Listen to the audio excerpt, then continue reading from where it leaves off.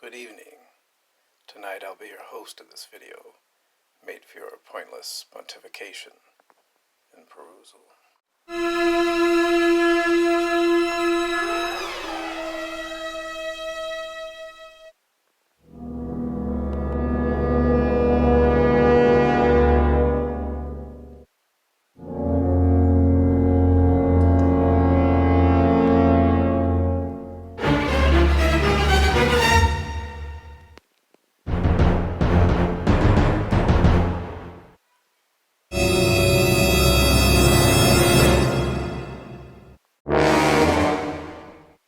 Good evening, everyone.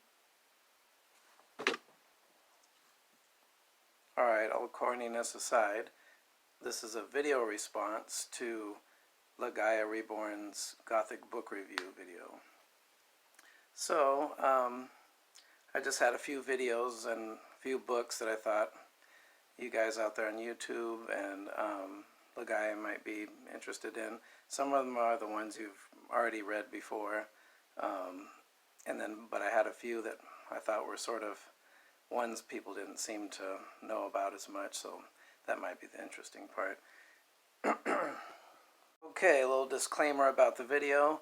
Not every book or video may fall exactly into the category of Gothic literature or even Gothic, so there's that. I tried to pick things that would go closely as possible to it. And I know you're not interested in a bunch of materialism and a bunch of stuff, so that kind of made me have a little less confidence in making this video because it is, you know, just things. However, what's a book review without a bunch of books, right? So let's get started with the usuals. So you have Nathaniel Hawthorne here, The Scarlet Letter. It's always a classic. This was, I think, $2 at a bookstore going out of business. Okay, and then you have another version. This was a great price because it was $0 when a cousin was moving and throwing away her books. All right. That one actually has an appendix with some extra stuff in it. One time I was at work and I wanted to read something, so I got Frankenstein, and I was trying to find the original edition because I wanted the one that wasn't altered by her husband or changed to conform to things. So I tried to find the original edition. Took a while to find it. For some reason it wasn't that easy to find at the time. So I have this one. I don't know if you had this in review or in your review or someone else, because I saw a few different book review videos, but I remember seeing this one on one of them. This is the 1818 original as possible, I guess, version by Mary Shelley.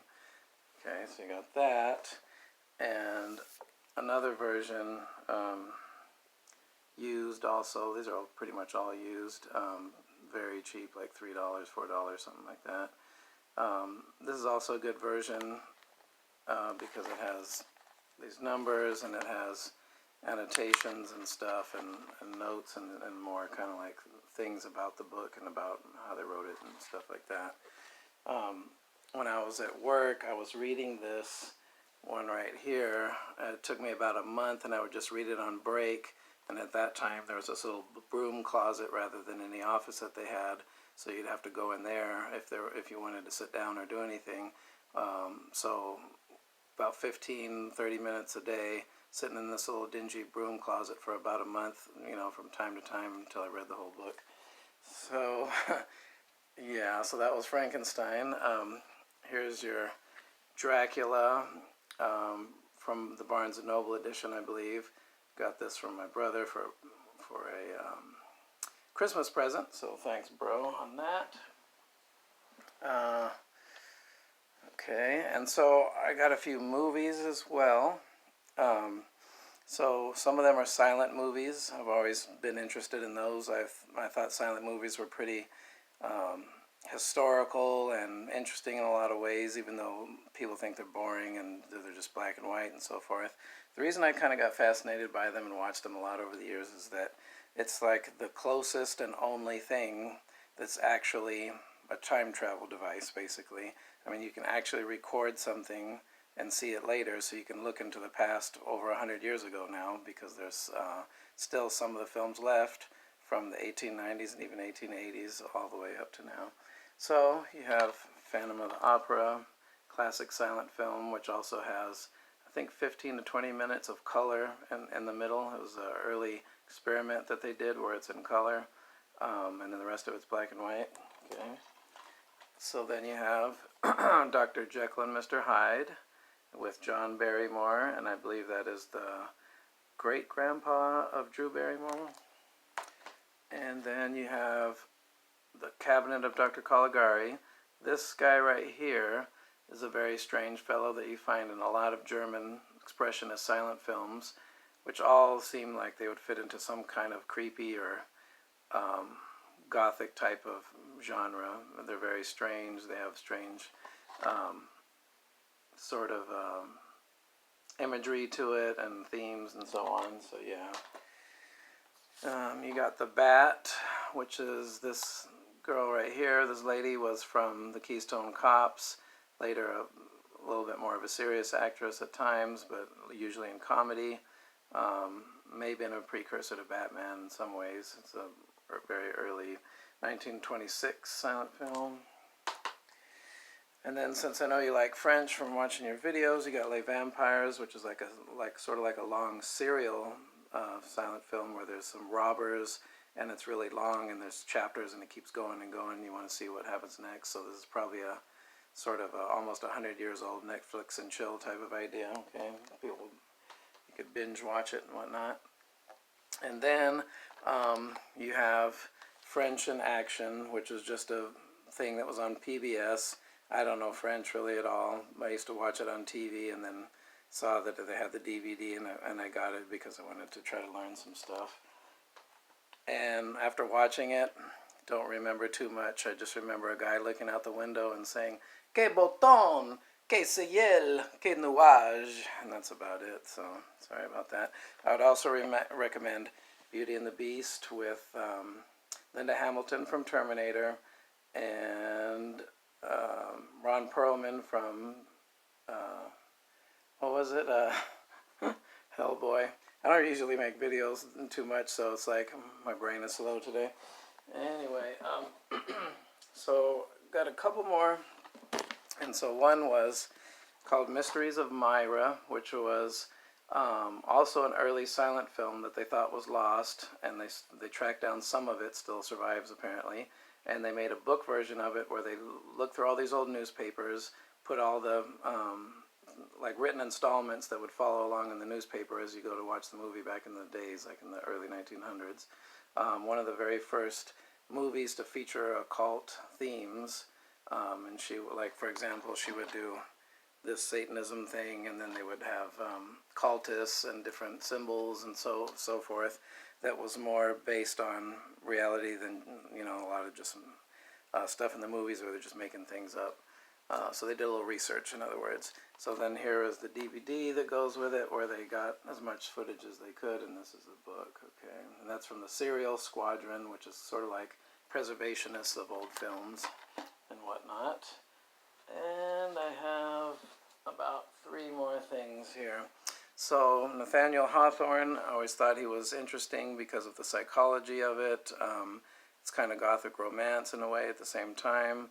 I just feel like he's very insightful.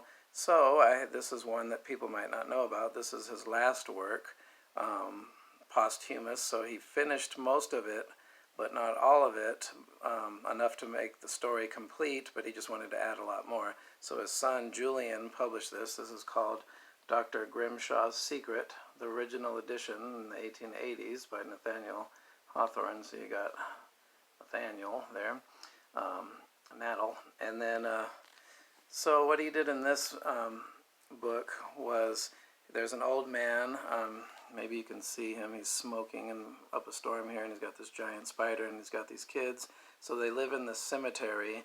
The kids come out normal, everyone's surprised. The old man is very strange and sinister, but yet he's their guardian. No one understands what's going on. Why is there these giant spiders everywhere, and smoke all filled the room, but yet the kids are pretty much in one piece and intact there, happy-go-lucky. So without blowing the story, when they grow up, they find something sinister and different later on in the story, and it goes from there. So I thought it was a pretty good book, and it was interesting. One of the oldest books I have, obviously. And since you like opera, I thought you might be interested in this. This is called Damsels in Distress. Yeah, I might have to do some editing here. This is called Damsels in Distress, and it might have set women's live back 50 years with the title, as they say, but it has some pretty good songs and singing in it. This lady is also from silent movies. We identified her name, but now I forgot it, and she's in some old serial movies and silent films. And then, see, here's the back of the CD. This was also a place going out of business, so this was, I think, $1 perhaps. And last but not least, okay, so I'll be honest here. Other than liking the sound of some of it, I don't know a frickin' thing about opera, so leads me to the last book, the 1929 book, Victor book of the opera. So this book was I think $3 at a flea market. Used to be owned by Carol Quinn, whoever that is. And the interesting thing about this is it has all these pictures from way back in the 20s, or late 20s, and actually early teens, that tell you about different operas. It tells you who the singers were at the time, and it gives you a lot of photos of them, and then different drawings of the period and so forth like that. And it tells you some basics about what opera even is in the first place, so that was good for me, like history of opera, the opera from different countries, what is an opera, preface, stuff like that, and then it shows you these opera houses and whatnot. And then anyways, the significance of this book is when you see the different operas and the different people, it actually has numbers to these old records that are often even on the internet that somebody archived, so you can like, you know, look up those operas and actually hear some of the singing from these 1920s operas. So that's kind of interesting, pretty cool. Alright, so last thing is, you mentioned the opera singing and that you're training for that. So we here at YouTube, we want to hear you sing, right?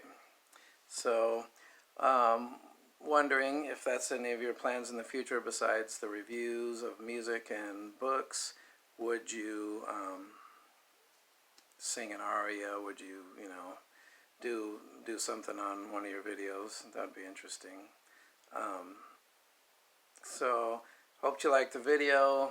I'm just really doing it on the spur of the moment, so there's a lot of mess ups, and I don't know if I really have time to edit a lot, so I think I'll just do the minimal and get it out there. All right, so have a good one, everybody. Peace out.